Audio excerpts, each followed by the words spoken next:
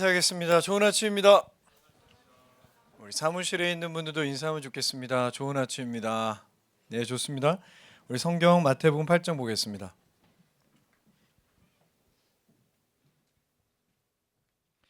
마태복음 8장 23절부터 27절을 보겠습니다.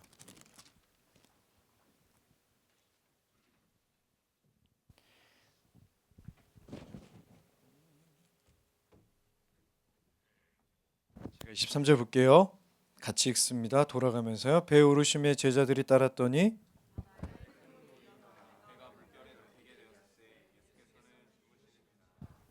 그 제자들이 나와 깨우며 이르되 주여 구원하소서 우리가 죽겠나이다.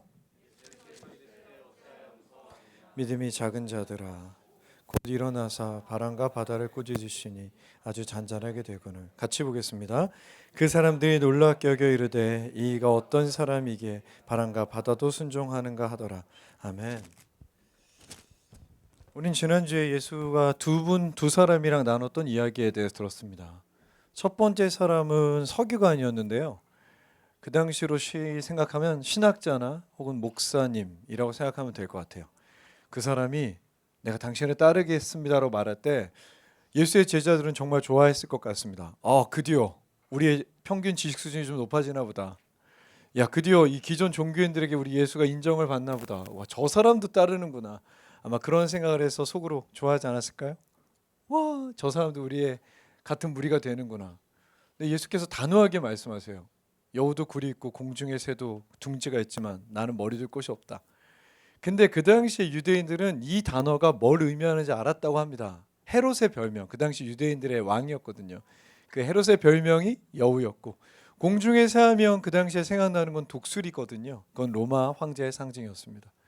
그러니까 내가 가는 길은 헤롯도 또 로마의 황제의 길도 아니다. 괜찮아? 라고 물어본 거죠. 두 번째 사람은 이미 예수의 제자였던 것 같습니다. 예수의 제자로 이렇게 며칠을 따라다니다가 아마 제 생각에 한 2, 3일 고민했던 것 같아요. 그 고민했던 얘기를 예수한테 꺼내놓는 거죠. 예수님, 사실 제가 고민이 있었는데요.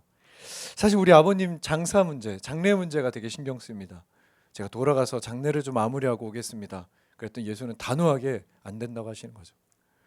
사람들은 이상하게 생각했을 것 같아요. 저 정도는 갔다 오라 하셔야 되는 거 아닌가? 가족이라는 건 너무 중요한 것 아닌가? 그들의 세계관, 그들의 지금까지 살았던 경험으로는 이해 안 되는 얘기죠. 그렇지만 예수께서는 단호하게 포기하라고 하시죠. 예수께서는 제자가 되기 위해서는 많은 것들을 포기하라고 하시는 것 같습니다. 여러분도 그리스도의 제자들이죠. 이 가운데 물론 교회 처음 오신 분들도 계시지만 제가 알기로 많은 분들이 그리스도의 제자, 예수의 제자로 살아가고 계시는데요. 혹시 젊었을 때 저랑 비슷한 고백해 보신 적 있으세요? 뭐 수양회나 부흥회나 집회 같은데 혹은 되게 좋았던 예배 때 내가 알기로 확실히 김우성 형제는 했고요. 또 이호준 전사님 하셨는데 하나님 내 삶을 다 드립니다. 저는 아무것도 필요 없어요. 주님만 있으면 돼요. 저도 철없을 때 그렇게 기도를 했거든요. 얼마 전부터 기도를 바꾸고 있어요. 주님 그 기도는 취소해요. 사실 저는 많은 게 필요합니다. 새로운 차도 필요하고 새로운 집도 필요하고 우리 애들 학원비도 필요하고 그러니까 그때 기도는 좀 잊어주셨으면 좋겠어요. 우리 다 그렇죠. 다 드린다고 했는데 그때는 권리를 포기한 것 같았는데 조금씩 수습 중이죠. 아니에요. 하나님 사실 그 정도는 아니었어요. 전 당연하다고 봅니다. 그럴 수도 있죠. 제가 이 설교를 준비하면서 제 와이프의 옷장이 생각났어요. 옷장을 딱 열어보면 마음이 참 아파요. 왜냐하면 옷이 변화가 없거든요. 보통 엄마들의 옷장은 그렇습니다. 그런데 계속 택배는 와요. 크림, 무신사 등등등. 그건 다 아이들의 옷이죠. 가끔씩 우리 와이프 데려가서 옷을 사준다 하면 옷을 사지 못해요. 그 돈 아껴서 애들 옷을 사야 한다고 생각해요. 우리 와이프만 그런 거 아니죠? 여기 앉아있는 사람들 다 비슷한 생각하고 있을 거예요. 점점 자기 옷은 줄어들어요. 왜 그렇습니까? 그게 좋으니까요. 왜 좋을까요? 그게 사랑이니까 그렇습니다. 사랑하니까 권리가 포기되는 거죠. 살다 보면 그렇게 되지 않겠습니까? 지금 우리가 너무 필요한 게 많지만 우리가 지금 주님을 사랑하는 것보다 조금 더 사랑하게 되면 그때는 내려놓을 수 있겠죠. 축복하는 것은 우리가 가진 것 중에 더 많은 것들을 내려놓을 수 있는 우리가 그런 신앙을 가진 예수의 제자가 되기를 축복합니다.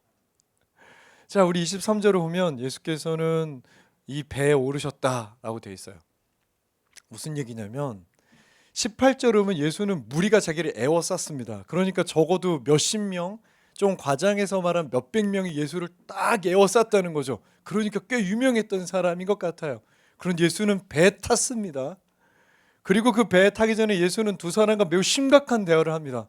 사람들은 예수가 누군지 몰라요. 아직 잘 이해하지 못했어요. 그런데 예수가 무엇을 요구하는지는 이해했던 것 같아요. 무엇을 요구했습니까? 많은 것을 요구했죠. 그리고 배가 떠났다는 건 무슨 얘기입니까? 우리 지난주 설교를 기억해 보세요. 배는 몇 명 탈 수 있습니까? 그 당시에 배가 많이 발굴이 됐거든요. 14에서 15명입니다. 그럼 예수가 탔을 테니 10여 명 정도만 탔다는 겁니다. 수많은 무리가 있었지만 따라올 테면 따라와라. 나는 헤롯의 길을 가지 않는다. 가족도 포기해야 돼. 그 당시에 사람들에게 가장 소중한, 생명보다 더 소중한 가치는 가족입니다. 가족에게서 추방된다는 건 사실 사형을 말해요. 죽음을 말해요. 포기해야 된다고 하셨어요. 그런데 10명 정도는 그 제자가 되기 위해 그 배를 아직 잘 모르는 사람이 좀 탔다는 겁니다. 많은 걸 포기했죠. 자, 그리고 탄 배가 이제 어떤 일이 일어납니까? 노를 만났다. 큰 노를 만났다로 돼요. 마태는요, 전혀 다르게 이 성경을 기록합니다. 이 얘기는 마태, 마가, 누가라는 세 권의 책에 다 기록되어 있어요. 그런데 마가랑 누가는 놀이라고 쓰지 않습니다. 큰 광풍을 만났다, 폭풍을 만났다라고 써놨어요. 근데 마태만은 노를 만났다고 되어 있는데 이 말은 지진이란 뜻이에요. 흔들림, 엄청나게 큰 흔들림을 만났다라고 기록했어요. 왜 그렇습니까? 마태는 28장이라는 이 마태복음을 통해 한 가지를 알려주고 싶어요. 우리한테, 그리고 자기의 사랑하던 알렉산드리아 유대인 성도들에게. 무엇입니까? 그게 제자도예요. 예수의 제자는 어떻게 살아가야 되는가를 말해주고 싶었어요. 배가 흔들렸다는 건 뭡니까? 혹시 흔들리는 배를 타보신 분? 어선? 다이빙? 아무도 없죠. 그러면 저만 타봤으니까 제가 마음대로 말할게요. 저는 해군 출신이에요. 배를 탔죠. 3일 동안 끝없이, 그러니까 구토를 합니다. 그러면 계속 먹여요. 구토한 걸 먹이는 게 아닙니다. 그 정도로 한국 군대가 나쁜 거 아니에요. 이상한 생각하지 마세요. 계속 먹을 걸 줘요. 3일 동안 너무 힘든데 계속 먹으면 멀미가 없어지기 시작합니다. 그때부터는 저희는 한 20일 동안 바다에 떠 있으니까 내려오면 흔들려요. 육지가 흔들려요. 여러분, 배가 흔들린다는 건 생각보다 큰 고통이에요. 그렇죠? 경험해 보시면 좋겠네요. 울릉도 가는 배를 타시면 경험할 수 있어요. 독도나. 자, 근데 이 사람들은 그저 고통이 아닌 것 같습니다. 왜냐하면 이 중에 다수가 어부 출신이에요. 어부들은 이 바람에 대해서 알고 있었어요. 그러니까 이렇게 말해요. 우린 죽는구나. 이건 고통을 넘어선 두려움이죠. 그런데 사실 이건 두려움도 아니에요. 왜냐? 이건 흔들림이라고 써있기 때문이에요. 무슨 얘기냐? 내가 가족을 포기하고 헤롯, 로마의 길도 포기하고 수십 명 중에 예수의 제자가 된다고 이 배를 탔는데 왜 이 배가 흔들리냐는 거예요. 왜 흔들리냐는 거죠. 왜 내 삶이 흔들려야 되냐? 바로 이 질문입니다. 저도 경험해봤습니다. 고통이었고 두려움이었고 그리고 흔들림입니다. 의심과 회의죠. 여러 번 경험했지만 기억에 나는 게 있어요. 리나죠. 오늘 아침에 이미 모델료를 주기로 했습니다. 충분히 주기로 해서 되게 행복한 표정으로 지금 와 있습니다. 우리 딸 얘기를 좀 해야 되겠습니다. 여러 가지 이유로 저는 후쿠시마 원전 사태 자원봉사 아울리치를 가게 됐어요. 2주 동안 있었고 저희는 유서를 써야 됐고 반경 80km 안에 있었습니다. 딱 3일이 지나니까 눈에 이렇게 뭐가 올라오기 시작했어요. 그리고 잘 마무리하고 집에 왔는데 하필 그리고 나서 바로 임신이 된 거예요. 우리끼리 농담을 했어요. 우리 태어나는 막내는 딸인지 아들인지 몰랐어요. 그때는 누군가는 혹시 불을 끄면 몸에서 빛이 나는 거 아닐까? 야광채가 아닐까? 뭐 이런 농담을 하고 있던 때였어요. A가 태어났습니다. 예쁜 딸이었어요. 물론 태어났던 날 얼굴이 자일리톨처럼 네모내가지고 좀 놀랐는데 별명이 자일리톨이었는데 진짜 예쁜 딸이었죠. 오랫동안 기다리던 딸이었습니다. 그런데 이 딸이 앞에 두 아이랑 한 가지가 다른 거예요. 뭐냐? 열이 날 수 있잖아요. 근데 이 딸은 열이 나면 발작을 해요. 발작이 뭐냐? 눈이 하얗게 되고 거품을 이렇게 물고 몸을 벌들벌 떠는 거예요. 두 명은 안 그랬거든요. 한 번, 두 번 했어요. 두 번 했구나. 몰랐어요. 그렇구나. 약을 먹으면 낫습니다. 자, 근데 제가 전 직장에 교회에서 열심히 일할 때 제 업무 중에 하나가 오후 4시가 되면 헌금하는 집사님, 권사님들 앞에서 기도하는 거예요. 헌금 위원 기도. 자, 헌금 위원 기도하겠습니다. 근데 갑자기 전화가 오는 거죠. 깜짝 놀랐어요. 왜냐하면 제가 그 교회 9년 차 일했는데 단 1회도 제 와이프는 주일날 전화해 본 적이 없어요. 우리 와이프는 장로님 딸이라 주일날 목사를 방해하면 지옥 간다는 소리를 많이 들어가지고 절대 저한테 전화 안 하는데 전화 왔어요. 그래서 저도 처음 받았어요. 전화를 받았죠. 그리고 진짜 너무너무 죄송합니다. 헌금위원 집사님 좀 기다려주세요 하고 뒤에 나가서 복도에서 무슨 일이야 했더니 목소리가 다른 거예요. 그리고 이렇게 물어봤어요. 여보, 교회 근처에 병원이 어디야? 전 진짜 놀랐습니다. 왜냐하면 그 당시에 제 교회가 서초동에 있었는데 제 동생이 강남 성모병원에서 인턴을 하고 있었거든요. 바로 앞이에요. 그걸 알고 있는데 그걸 저한테 전화해서 물어봤다는 게 되게 이상한 거예요. 아니 동생이 바로 앞에 있잖아. 거길 가. 알았어. 그래서 저는 그냥 누가 한 명 크게 다쳤나? 그냥 뭐 엄청난 사고가 났나 생각했어요. 그리고 기도 끝나자 전화했더니 어떤 일이 있었냐면 운전하고 집에 가는데 건우랑 강호가 그때는 5살, 3살 뭐 이럴 때니까 막 뒤에서 하하하 막 킥킥 웃었다는 거예요. 뒤를 봤더니 리나가 발작을 하고 있던 거예요. 열이 그 당시에 많이 나진 않았었는데 이렇게 거품 물고 막 이렇게. 그래서 바로 응급실에 갔다고 하는 겁니다. 그래서 제가 그 당시에 팀장님한테 말씀드리고 설교하기 딱 2시간 전이었는데 잠깐 갔다 오겠습니다 하고 바로 응급실을 가서 만났는데 그 당시에 꽤 충격적인 얘기 하나를 들었습니다. 그러니까 어떤 얘기를 들었냐면 이 아이가 한 번만 더 발작을 하면 이 아이는 간질입니다. 뇌전증입니다. 저는 우리 제자 중에 뇌전증 간질 환자가 있었거든요. 그래서 어떻게 사는지를 아니까 그리고 돌아오는 길에 머릿속에 후쿠시마를 내가 왜 갔지밖에 생각이 안 나는 거예요. 왜 그거밖에 저는 차이가 안 나는 거니까. 내가 왜 그런 짓을 했지? 그러니까 내가 뭐 한다고 그런 짓을 해가지고 내가 왜 내 딸한테 이렇게 고통을 줘야 되지?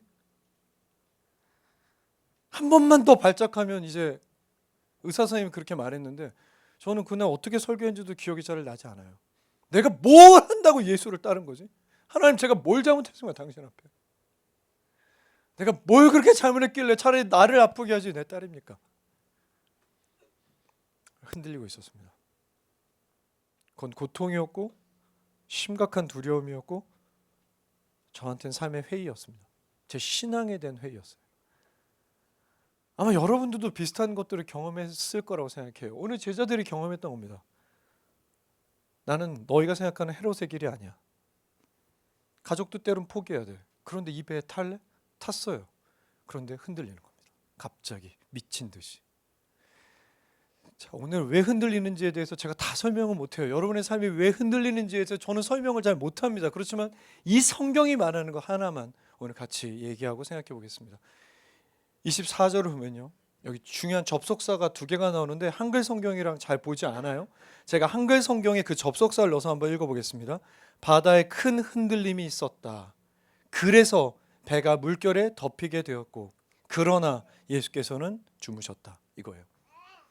크게 흔들렸고 그래서 당연히 배는 물결에 덮였고 그러나 예수는 주무시고 계셨다. 근데 중요한 건 예수가 주무시고 계신다의 그 동사의 형태입니다. 그 동사가 미완료거든요. 그러니까 어느 순간부터 계속해서 자고 계셨다는 거예요. 자, 자고 있으니까 제자들이 예수를 깨웁니다. 일어나세요. 그랬더니 예수가 일어나자마자 뭐라고 하시나? 26절을 보면 아직 일어나신 것 같지 않아요. 누워서 얘기하셨던지 앉아서 얘기했던 것 같아요. 어찌하여 무서워하느냐 믿음이 작은 자들아. 그리고 일어났다고 되어 있습니다. 여기서 처음으로 되게 중요한 단어가 하나 나옵니다. 믿음이 작다. 이 작은 믿음이란 단어는 믿음이 적다, 적은 믿음, 작은 믿음이라는 건 구약 성경이나 구약의 책에는 단 한 번도 나오는 개념이 아니에요. 오직 예수가 복음서에서 처음으로 말한 개념입니다. 믿음이란 단어는 원래 구약에 있는 개념입니다. 근데 작은 믿음이란 개념은 예수가 처음 이 순간 말하는 거죠. 이들이 믿음이 없습니까? 믿음 분명히 있죠. 믿음의 부재를 말하는 건 아닙니다. 왜죠? 이 사람들 뭐에 탔습니까? 배에 탔어요. 그러니까 믿음이 있죠. 그런데 그 믿음이 작다라는 거죠. 즉 무슨 뜻이냐? 믿음이 커져야 된다는 얘기를 하는 겁니다. 자, 그럼 믿음이 뭡니까? 오늘 감사하게도 교회 처음 오신 분들이 몇 분 계셔서 제가 이 설명을 하는 게 너무너무 기쁜데요. 우선 이 설명을 하기 위해서 믿음은 먼저 학문적으로 좀 설명할 필요가 있는 것 같아요. 오늘 잘 오셨습니다. 믿음에 대해서 확실하게 정리를 한번 해봅시다. 우리가 진짜 주목해야 될 신학자들, 특별히 믿음에 대해 말했던 신학자들에 대한 얘기를 좀 해보겠습니다. 첫 번째가 아퀴나스인데요. 이 사람 중세 최고의 신학자입니다. 아퀴나스는 믿음을 뭐라고 하는가 읽어볼게요. 믿음이란 지성으로 동의할 만큼 증거가 충분하지 않을 때 의지가 지성에 작용하여 생기는 동의를 말한다. 이 사람은 뭘 강조하냐면 결국 우리의 삶에 지성에는 한계가 있고 그 한계를 뛰어넘는 어떤 지식을 받아들일 때는 믿음이라는 동의가 필요하다. 이렇게 말하는 겁니다. 두 번째는 종교개혁자 마틴 루터인데요. 이 사람은 보통 믿음의 사도라고 불려요. 이 사람은 믿음에 대한 얘기를 진짜 많이 했습니다. 이 사람 믿음이 뭐라고 하는가? 믿음은 하나님의 은혜에 대한 확신과 지식이다. 이 사람이 중요하게 생각하는 건 믿음의 대상이에요. 도대체 무엇에 대한 믿음인가? 하나님, 특별히 그분의 사랑, 변하지 않는 은혜, 사랑에 대한 믿음이다. 또 우리 이 사람도 포기할 수 없죠. 우린 장로교니까 장 칼뱅도 얘기해야 되잖아요. 그렇게 좋은 얘기는 안 했지만 어쨌든 전 장로교니까 한번 인용해 보겠습니다. 이 사람 뭐라고 했느냐? 우리를 향한 하나님의 은혜에 대한 확고하고 확실한 지식이다라고 말해요. 그러니까 칼뱅은 믿음에 대해 흔들리지 마라, 확실해라, 확신해라, 우리의 태도에 대한 강조를 합니다. 최신 20세기 신학자 중에 폴 틸리는, 죄송합니다, 저 영어로 못하는데 이건 영어로 한 번만 해볼게요. 이 사람은 ultimate concern이라고 말해요. 궁극의 관심이다. 이 사람이 했던 얘기는 뭐냐면 모든 사람이 믿음을 가지고 살아간다는 얘기죠. 우린 모든 사람이 궁극적으로 뭘 관심을 가지고 살아간다는 얘기예요. 어떤 사람은 그게 성공일 수 있고 어떤 사람은 그게 국가일 수도 있고 어떤 사람은 사랑일 수도 있어요. 그러니까 모든 사람이 궁극의 관심을 가지고 살아간다. 이걸 믿음이라고 합니다.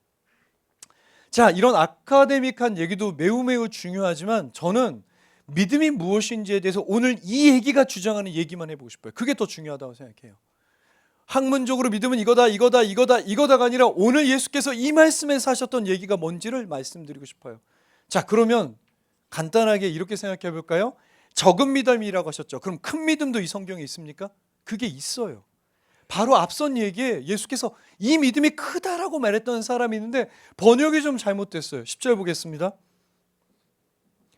예수께서 들으시고 놀랍게 여겨 따르는 자들에게 이르시되 내가 진실로 너에게 이르노니 이스라엘 중 아무에게도 이만한 믿음을 보지 못했다. 번역이 좀 아쉬워요. 원래 정확한 번역은 이렇게 큰 믿음을 본 적이 없다예요. 무슨 얘기냐?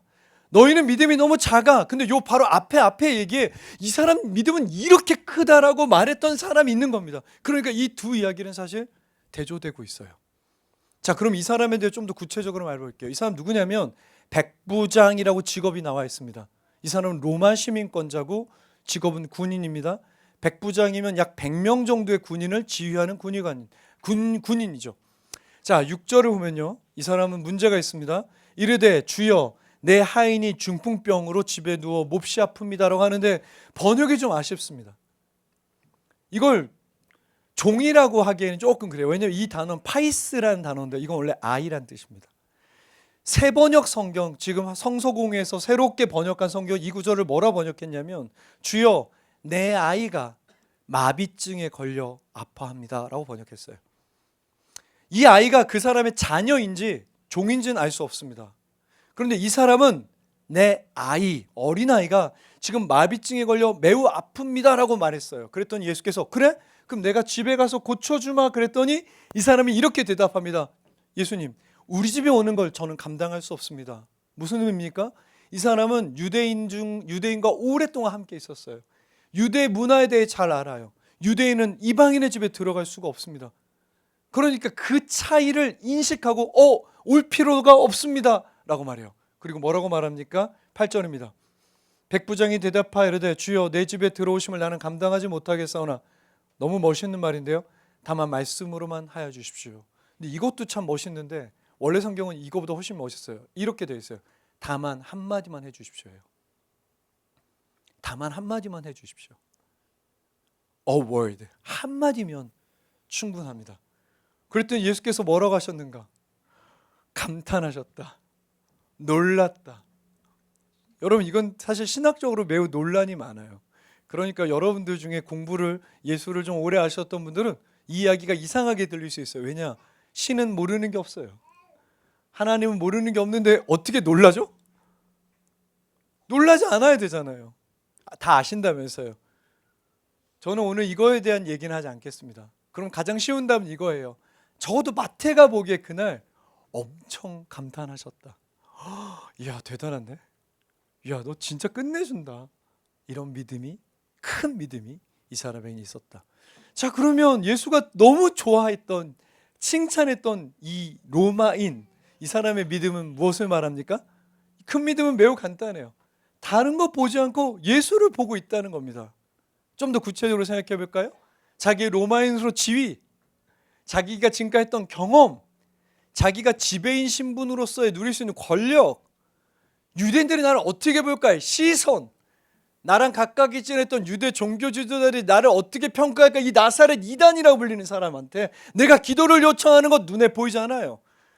그리고 지금까지 내가 겪었던 상황들, 어떻게든 고칠 수 없던 내 아이의 병, 이것도 눈에 보이지 않아요. 눈에 보이는 건 일만의 가능성이 있는 예수밖에 없어요. 예수님, 고쳐주십시오. 그거밖에 방법이 없으니까요. 그리고 예수는 고쳐주셨다는 거죠. 제자들의 적은 믿음은 왜 그렇습니까? 배밖에 안 보여요. 흔들리는 것밖에 안 보여요. 이 배에 예수가 있는데 예수가 꽤 나중에 보이기 시작합니다. 우리랑 매우 비슷하죠. 저도 리나가 발작하는 것밖에 안 보였어요. 의사가 나한테 한마디 말한 것밖에 안 보였어요. 이 사람 한 번만 더 발작하면 큰일 납니다. 그거밖에 안 보였어요. 여러분도 마찬가지죠. 재정 상태밖에 안 보이죠. 여러분이 겪고 있는 고통밖에 안 보이죠. 관계적인 어려움, 회사에서의 어려움만 보이잖아요. 그것만 보이잖아요. 그게 적은 믿음입니다. 그 이상이 보이지 않아요. 시간이 꽤 지난 것 같습니다. 제자들이 나아갔다라고 돼요. 나아갔다. 그리고 깨우며 말했습니다. 이렇게 말해요. 주여 구원하소서, 우리가 죽겠습니다. 솔직하게 이건 짜증낸 거죠. 화낸 거 아니에요? 주님, 죽겠습니다. 주님, 지금 잘 때입니까? 지금 뭐 하는 겁니까? 이거 짜증내는 거잖아요. 저는 이 질문이 마태의 공동체 유대인의 질문인 것 같아요. 여러분 다 아시다시피 2000년 전 초대교회, 2000년 전의 기독교회는 로마의 황제에게 지독한 박해를 받기도 했습니다. 이 사람들의 질문이죠. 주님, 도대체 뭐 하고 계시는 겁니까? 우리가 고통당하는 거 안 보입니까? 그리고 또한 우리의 질문이죠. 저랑 비슷한 상황에 있는 분들의 질문이죠. 주님, 지금 내가 겪고 있는 고통이, 내가 겪고 있는 흔들림이 보이지 않습니까?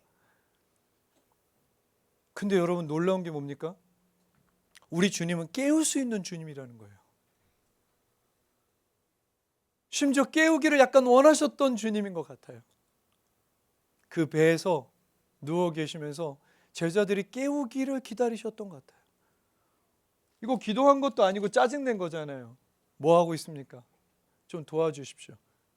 그런데 여러분, 예수는 절대로 제자들을 꾸짖지 않아요. 그냥 이렇게 말했던 거예요. 두려워해? 이 적은 믿음을 가진 자들아. 그리고 예수가 꾸짖었던 건 제자들이 아니라 바다입니다. 그리고 예수가 바다를 꾸짖자 배도, 바다도, 제자들의 흔들림도 바로 잔잔하게 되었다. 성경 그렇게 말해요. 27절 오면 이렇게 말합니다. 그 사람들이 놀랍게 여겨 이르되 이가 어떤 사람이기에 바람과 바다도 순종하는가. 그런데 여러분 이 사람이 어떤 사람이기에라는 말은 사실은 조금 더 구체적으로 볼 필요가 있어요. 어떤 뜻이냐면 도대체 어떤 종류의 사람이기에, 또 한 가지는 도대체 이 사람은 출신이 어디기에 라는 뜻이에요. 출신을 물어볼 때 Where are you from? 이런 단어예요. 이 사람 도대체 어디에서 왔길래 이렇게 물어보는 겁니다. 제자들은 예수를 어느 정도 알고 있었던 것 같아요. 5장, 6장, 7장, 8장 초반을 거치면서 예수의 제자들은 예수에 대해 어느 정도 알고 있었습니다. 어떻게 알고 있었죠? 아, 진짜 탁월한 설교자구나. 두 번째, 진짜 기적을 일으키는 병을 고친 치료자, 치료사 혹은 마술사구나. 전 세 번째가 우리가 좀 주목해 볼 필요가 있는 것 같아요. 우리가 설교를 안 했지만 나병 환자, 그 당시에 심각한 피부병을 앓던 사람은 만지면 안 되는 존재들이었거든요. 근데 예수는 손을 그냥 대버립니다. 그리고 그를 자기 가족으로, 공동체로 복귀시켜요. 그러니까 그냥 마술사가 아니라 연민하는, 누군가 불쌍하고 힘든 삶을 살아가는 사람들에게 마음이 있는, 그리고 돈을 받지 않는 마술사구나 생각했던 것 같아요. 자, 그런데 예수는 그거 이상이었죠. 도대체 어디 출신이길래, 도대체 어떤 종류의 사람이길래 이런 일을 할까? 무슨 뜻입니까? 그들이 예수를 조금 더 알게 됐다는 거죠. 다른 말로 해볼게요. 그들이 예수가 조금 더 커졌다는 거죠. 다른 말로 해보겠습니다. 그들이 예수가 조금 더 믿음을 주셨다는 거죠. 이것이 제자의 삶입니다. 예수를 따라가다 보면요, 예수를 조금 더 알게 되고요, 예수의 크기가 조금 더 커지게 되는 거죠. 다시 우리의 얘기로 돌아가 보겠습니다. 예수는 제자들을 배 타라고 그랬어요. 나를 따르라 한 겁니다. 두 번째죠. 자, 그러면 예수의 제자가 되기로 결정한 사람들에게 예수는 무엇을 해야 됩니까? 우리 교회에서 늘 하는 거죠. 제자 훈련이죠. 당연히 훈련을 시켜야 되는 겁니다. 자, 그럼 누가 예수의 제자가 될 수 있습니까? 지식인입니까? 서기관 안 받아주잖아요. 돈 있는 사람입니까? 안 받아줍니다. 나중에 나옵니다.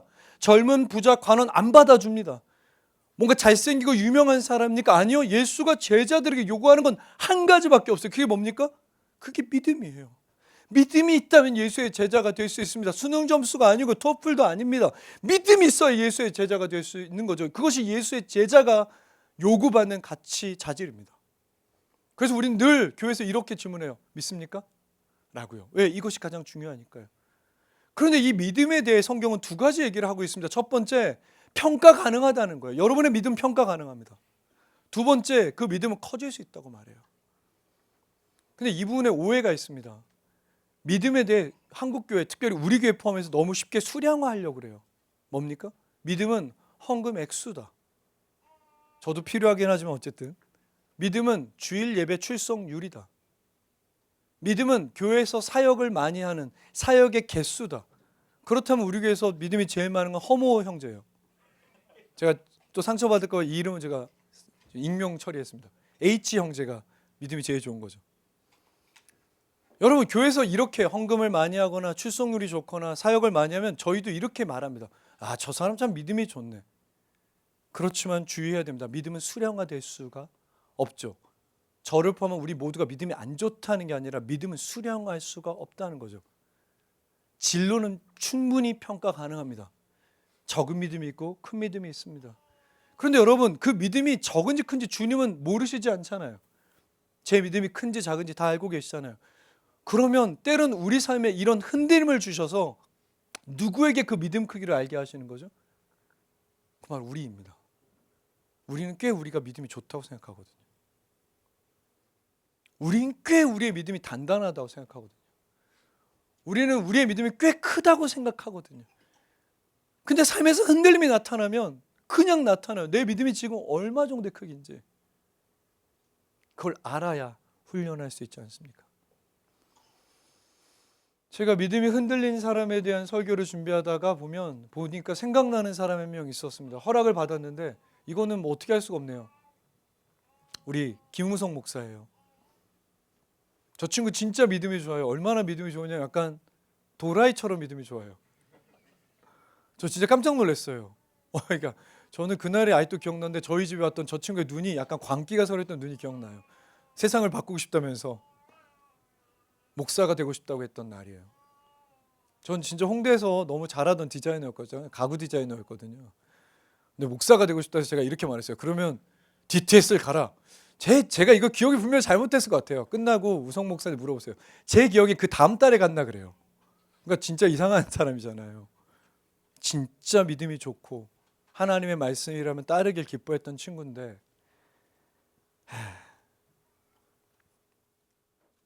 우리가 다 아는 이야기가 있었잖아요. 우리 사모님이랑 아이가 3번이죠? 2번? 그것도 같은 날?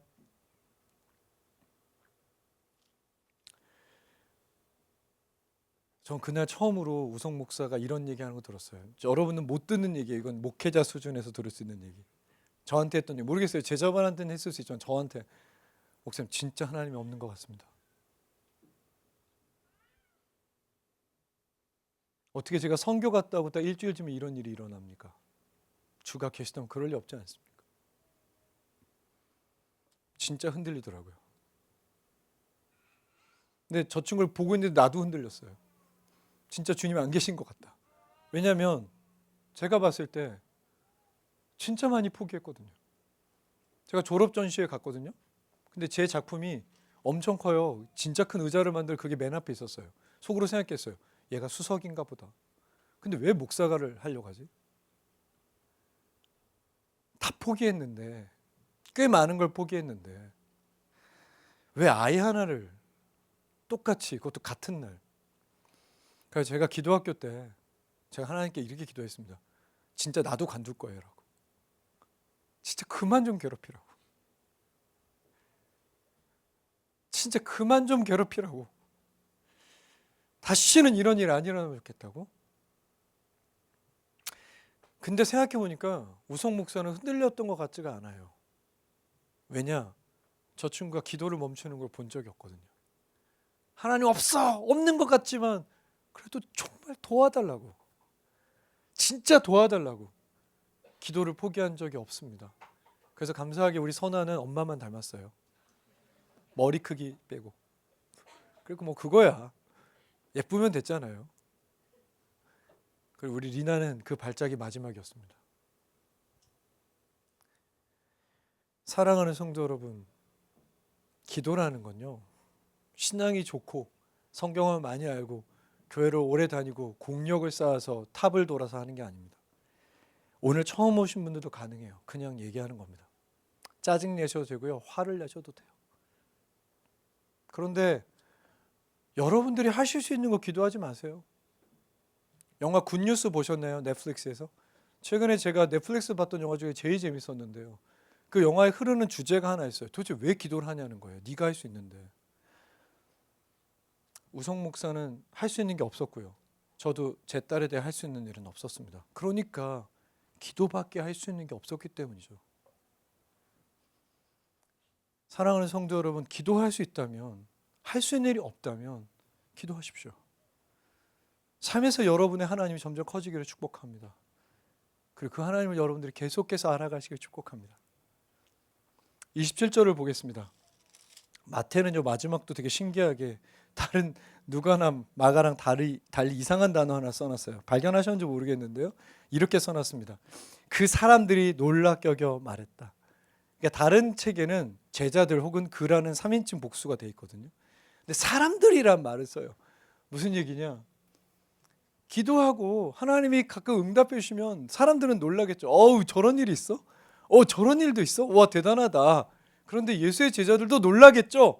우리도 놀랄 거예요. 제가 기도할 때 가장 많이 들었던 말이 뭔지 아세요? 하나님한테.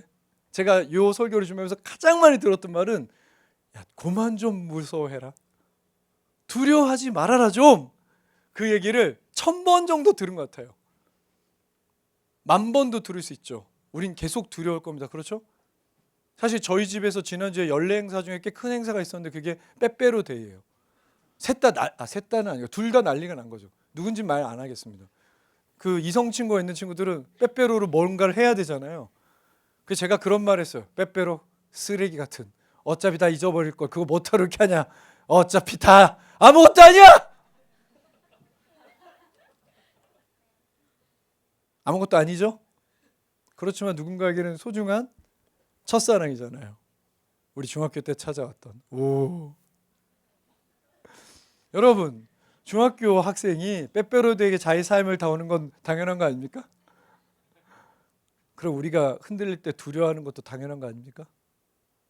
당연히 두렵죠. 매일 두려워요.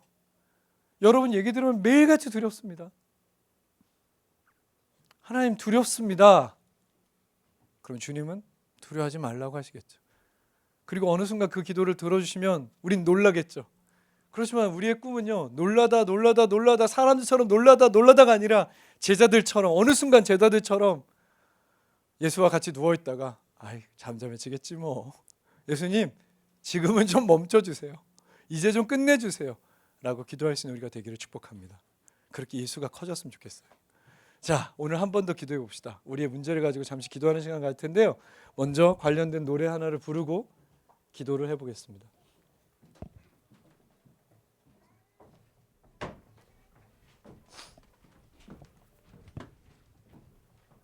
노래를 부르면서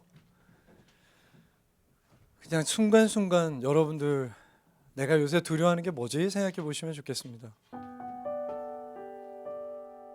그리고 가사에 여러분들의 마음을 맡겨보는 겁니다. 부르셔도 되고 들으셔도 되고요, 편하신 대로 하시면 되겠습니다. 내게로부터 눈을 들어 주를 보기 시작할 때 주의 일을 보겠네. 내 작은 마음 돌이키사 하늘에 꿈꾸게 하네. 주님을 볼 때 다시 한번 내게로부터 눈을 들어 주를 보기 시작할 때 주의 일을 보겠네.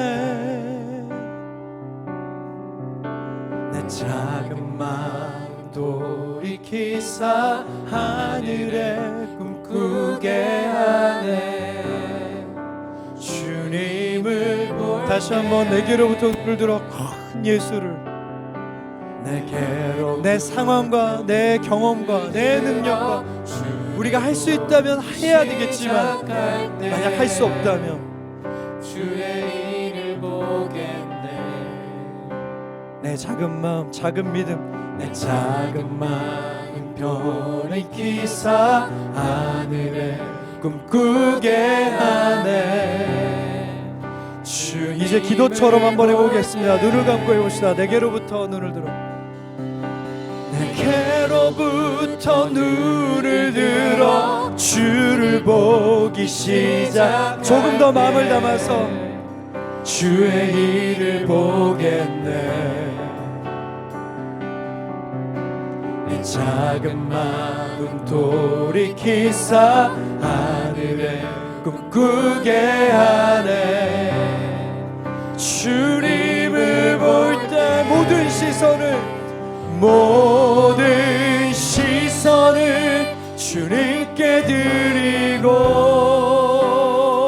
살아계신 하나님을 느낄 때 내 삶은 주의 이야기 역사가 되고 하나님이 일하기 시작한. 다시 한번 모든 시선을 주님께 드리고 살아계신 하나님을 느낄 내 삶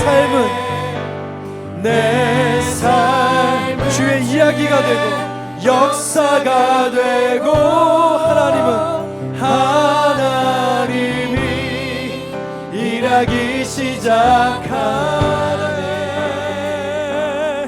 이제 처음부터 다시 한번 불러보겠습니다. 내게로부터 눈을 들어 주를 보기 시작하네. 주의 일을 보겠네. 내 작은 마음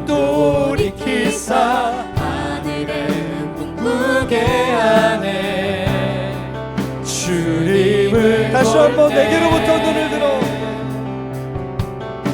내게로부터 눈을 들어 주를 보기 시작할 때 주의 일을 보겠네. 내 작은 마음 돌이키사 하늘에 꿈꾸게 하네. 주님을 볼 때 우리의 모든 시선을 주님께 드리고 살아계신 하나님을 느낄 때 내 삶은 주의 역사가 되고 하나님이 우리의 삶 가운데 일하기 시작한 모든 시선을 주님께 드리고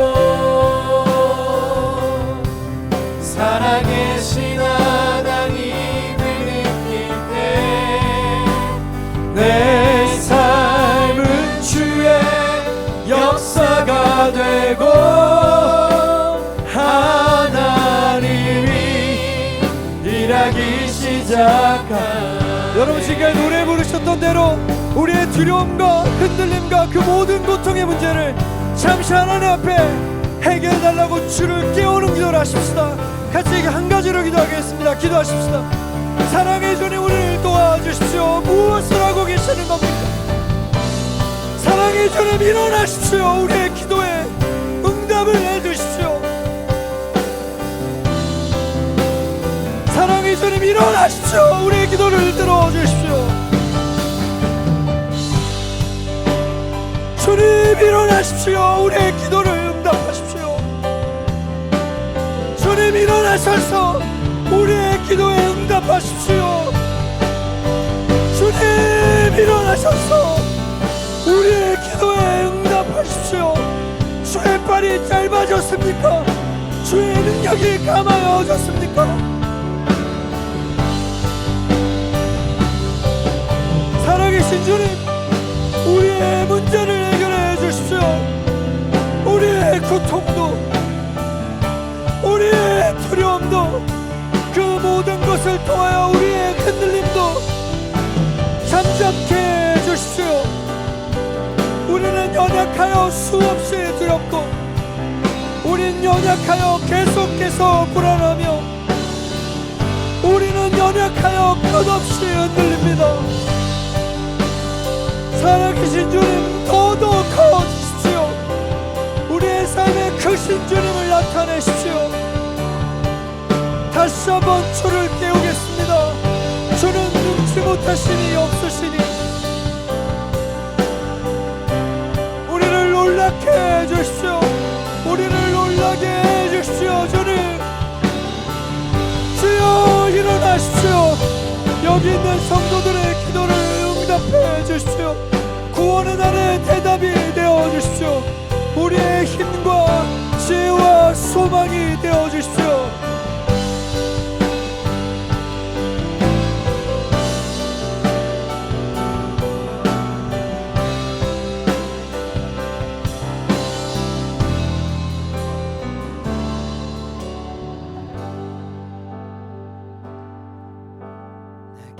내게로부터 눈을 들어 주를 보기 시작할 때 주의 일을 보겠네. 내 작은 마음 돌이키사 하늘에 꿈꾸게 하네. 주님을 볼 때 마지막으로 내게로부터 눈을 들어 주를 보기 시작할 때 주의 일을 보겠네. 내 작은 마음 돌이키사 하늘에 꿈꾸게 하네. 주님을 볼 때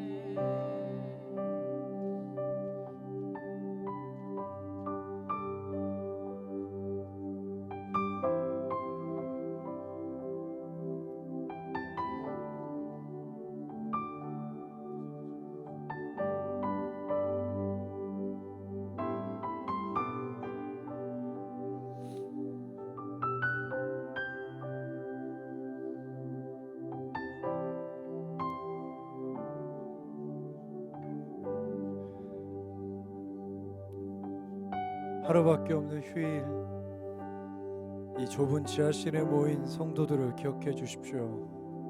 마치 배에 탄 예수의 제자들 같습니다. 이들은 많은 것들을 포기하고 여기 왔습니다.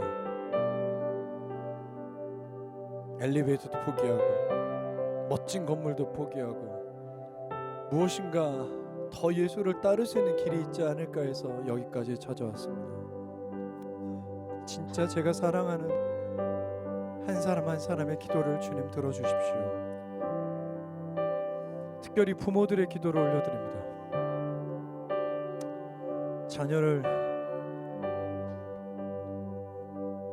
위해 아무것도 할 수 없었던 그 많은 순간들을,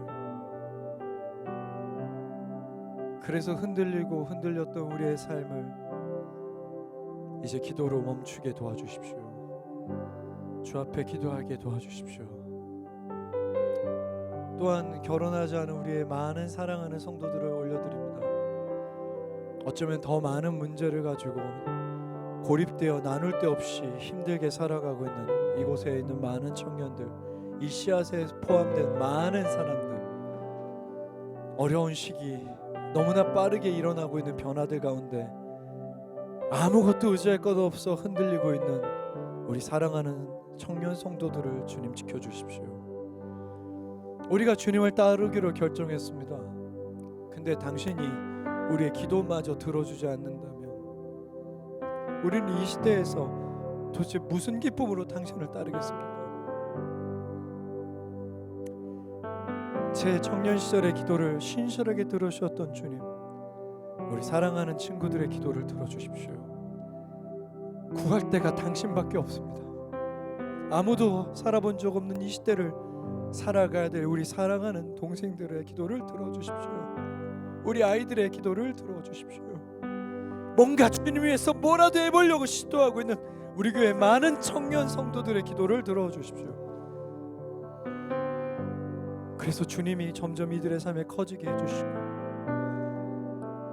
나중에 당신의 응답이 놀라움이 아니라 자연스러움이 되어 흔들리는 배에 잠시 동안이라도 평안히 잘 수 있는 때가 되어 주를 조심스럽게 깨워서 이제는 멈춰주십시오라고 웃으며 대화할 수 있는 그런 우리가 될 수 있도록 도와주십시오.